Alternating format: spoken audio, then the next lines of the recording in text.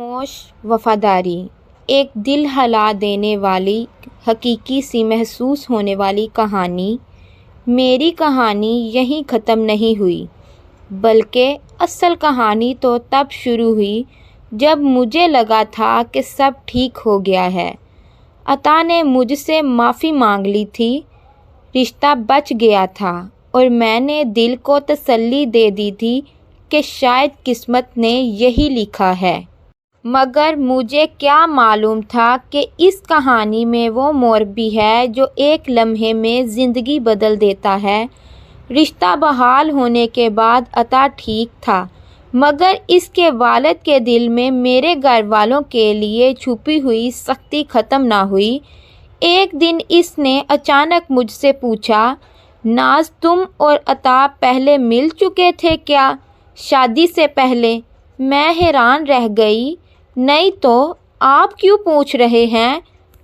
انہوں نے گہری سانس لے کر کہا، بیٹا تمہاری ماں نے مجھے ایک بار بتایا تھا کہ عطا تمہیں ہاسٹل میں ملا تھا۔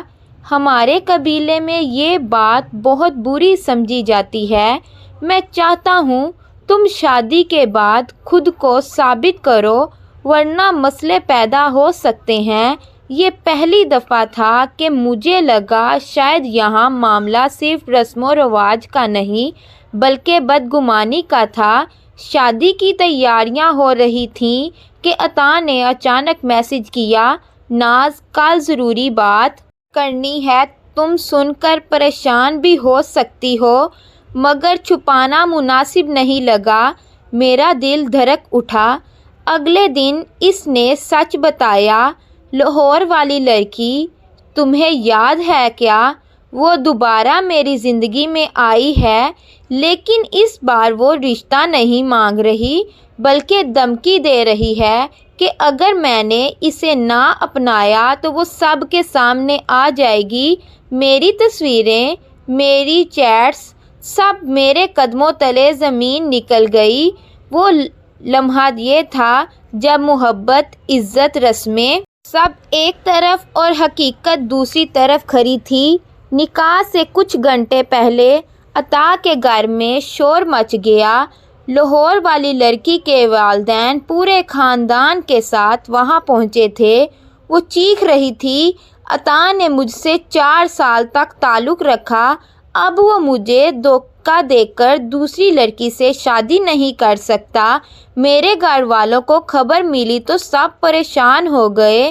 میرے بھائی غصے سے آگ بگولا تھے، بابا کی آنکھوں میں شرمندگی تھی اور میں بس خاموش کھڑی تھی، جیسے میرے اندر کی ساری آوازیں دفن ہو چکی ہوں۔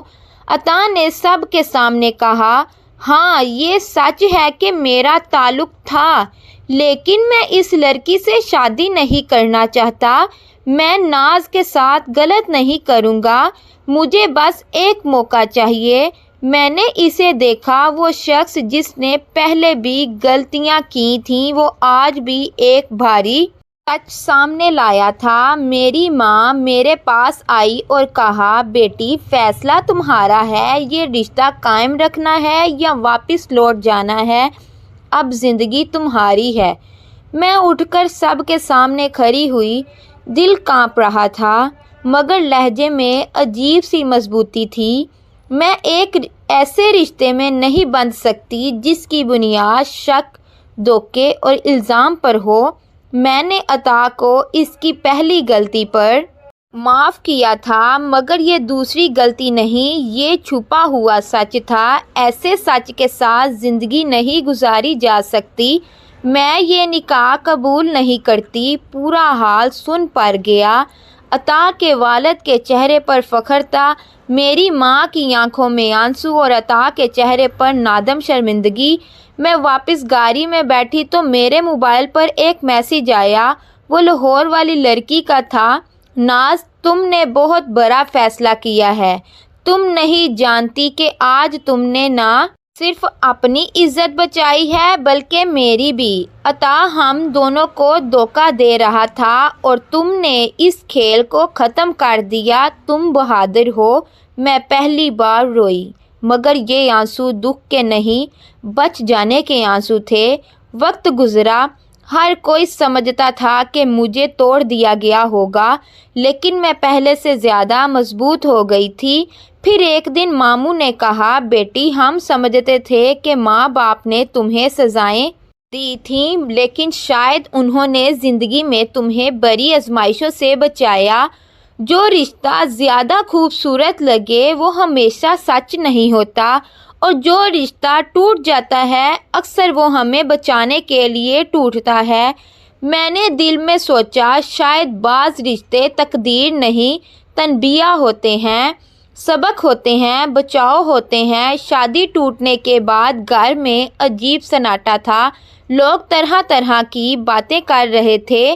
بیٹی طلاق لے کر آتی تو بہتر تھا، منگنی ٹوٹے تو لڑکی کے رشتے نہیں ملتے۔ کسی نے لڑکی کے کان بھرے ہوں گے، لیکن میرے بابا نے پہلی بار میری طرف محبت سے دیکھا اور کہا، ناز تم نے صحیح فیصلہ کیا، تم نے اپنی عزت خود بچائی ہے۔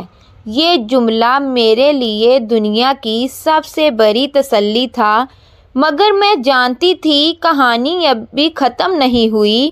2 ہفتے بعد میرے موبائل پر ایک انجان نمبر سے میسج آیا، تم نے جو سچ سامنے لایا تھا وہ سچ ابھی پورا نہیں ہوا۔ عطا کی کہانی تم نہیں جانتی، اگر جاننا چاہو تو کل شام 6 بجے پرانی لائبریری آ جانا۔ میں گھبرا گئی، امی کو بتایا تو انہوں نے سختی سے منع کر دیا۔ میرے اندر کا خوف کہہ رہا تھا نہ جاؤ، مگر میرا ضمیر کہہ رہا تھا سچ ادھورا چھوڑ کر زندگی آگے نہیں بڑھ سکتی۔ میں گئی، وہی لاہور والی لڑکی لائبریری میں میرا انتظار کر رہی تھی، آنکھوں میں تھکن، چہرے پر شرمندگی، لیکن آواز مضبوط۔ اس نے کہا، ناز میں تمہیں ایک حقیقت بتانے آئی ہوں، کیونکہ تم نے صرف خود کو نہیں مجھے بھی ایک بڑی تباہی سے بچایا ہے۔ میں نے حیرانی سے پوچھا، اور کیا سچ باقی ہے؟ وہ بولی، عطا صرف ہم دونوں کو دھوکہ نہیں دے رہا تھا، بلکہ وہ 3 لڑکیوں کے ساتھ بیک وقت تعلق میں تھا، میں، تم اور ایک اور لڑکی جسے وہ 2 سال سے بیوی کہہ کر استعمال کر رہا تھا۔ اس نے اس لڑکی سے پیسے بھی لیے، وعدے بھی کیے اور پھر اسے بھی چھوڑ دیا۔ میری سانس رک گئی، مجھے لگا تھا میرے ساتھ غلط ہوا، لیکن حقیقت اس سے کہیں زیادہ گندی تھی۔ وہ لڑکی مجھے وہیں سے سیدھا اس لڑکی کے گھر لے گئی جو عطا کے بچوں کی ماں بننے والی تھی، مگر لا علم تھی کہ وہ صرف استعمال ہوئی ہے۔ اس کے گھر کے دروازے پر پہنچے تو اس کے بھائی باہر کھڑے تھے، چہرہ غصے سے سرخ۔ انہوں نے ہمیں بتایا، عطا نے ہماری بہن سے رقم لی، شادی کا وعدہ کیا اور پھر غائب ہو گیا۔ ہم نے اس کے خلاف مقدمہ درج کر دیا ہے، وہ اب مفرور ہے۔